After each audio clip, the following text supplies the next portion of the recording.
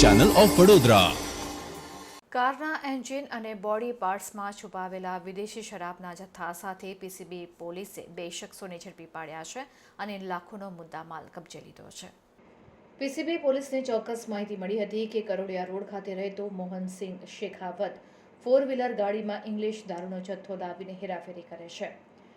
તે મહિન્દ્રા કારમાં આગળના બોનેટમાં તથા પાછળની લાઇટના પડખાઓમાં વિદેશી શરાબનો જથ્થો ભરીને લાવ્યો છે અને રામાકાકા ડેરી સામે TP 48 રોડ ઉપર અમિત મધુસૂદન અમીનના ખેતર પાસે ખુલ્લી જગ્યામાં ગાડીને ઊભી રાખી ગાડીમાં લાવેલ દારૂનો જથ્થો મોહનસિંહ શેખાવત તથા તેનો માણસ ચિરાગ ઉર્ફે વિષ્ણુ રાવળ ગાડીમાંથી જથ્થો કાઢીને પ્લાસ્ટિકની થેલીઓમાં ભરી સગેવગે કરવાના છે.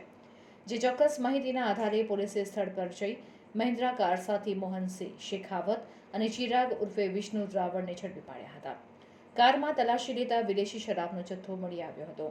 પોલીસે 7 લાખથી વધુનો મુદ્દામાલ કબજે કરી તેઓ વિરુદ્ધ કાયદેસરની કાર્યવાહી હાથ ધરી છે.